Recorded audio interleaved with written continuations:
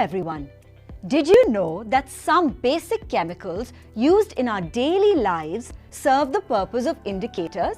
For example, red cabbage, blueberries, etc. Let's see some more of these indicators.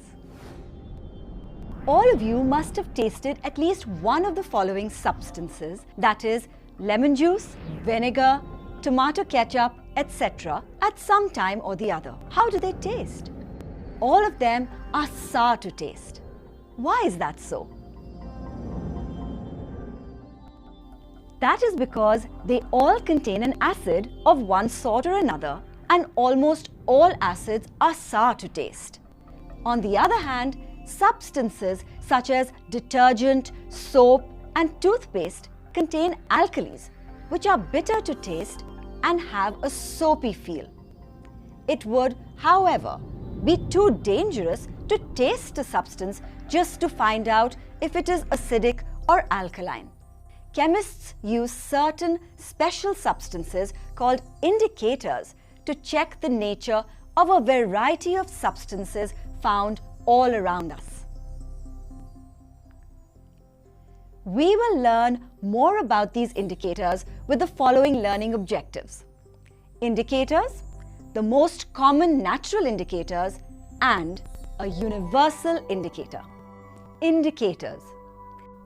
There are substances which change their color when added to an acid or an alkali.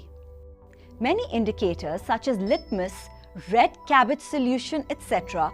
are colored substances which are extracted from natural sources like plants. Litmus is the most common indicator used in chemistry. It is obtained from plants called lichens. Coarsely powdered lichens are allowed to soak with ammonia, potassium carbonate, and lime. The solution is stirred regularly. After about 4 weeks, the color of the solution changes to bluish purple. A paper is dipped into this solution and then dried. This is called a blue litmus paper. When it is dipped into an acid like dilute HCl, it turns red. Another type of lichen is used to prepare a red litmus paper. When this red litmus paper is dipped into an alkali, such as dilute NaOH, it turns blue. Red cabbage pH paper is another natural indicator made from red cabbage.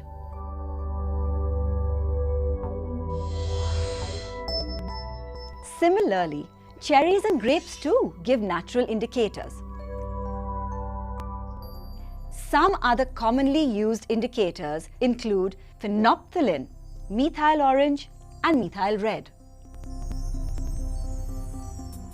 These indicators give only 2 different colors. For example, phenolphthalein in a basic solution like dilute NaOH turns pink, and in an acidic solution like dilute hydrochloric acid remains colorless. Thus, they are only able to indicate whether the substance is acidic or alkaline. In contrast to this, another indicator called the universal indicator gives a wide range of colors and is used to understand how acidic or alkaline the substance is. It is a mixture of many other indicators and usually has the sodium salt of phenolphthalein, methyl red, thymol blue, methanol, propanol, etc. A reference color card called a pH scale is provided with each universal indicator. It runs from 0 to 14. A substance with a pH less than 7 is acidic, while a substance with a pH more than 7 is basic in nature. A substance having a pH of 7 is neutral. Let us check some everyday substances using a universal indicator. Arrange a set of test tubes as shown, filled with different substances such as lemon juice, apple juice, milk, pure water, toothpaste, and lime water. Add 3 to 4 drops of universal indicator to each of these test tubes. Observe the change of color in these tubes. Compare these colors with a pH scale. You will notice that lemon juice has a pH of about 2, which makes it the most acidic among all these solutions. Apple juice has a pH of around 4, while milk showed a pH of 6.5. All these substances are acidic in nature. Pure water is neutral with pH close to 7, whereas toothpaste having a pH of around 8 and lime water with a pH 10 are basic in nature. For more accurate measurements of acidity or alkalinity, an instrument called a pH meter is used. To summarize, indicators. There are substances which change their color when added to an acid or an alkali. Litmus is the most common indicator used in chemistry. It is obtained from plants called lichens. Universal indicator. It is a mixture of many other indicators and usually has the sodium salt of phenolphthalein, methyl red, thymol blue, methanol, propanol, etc.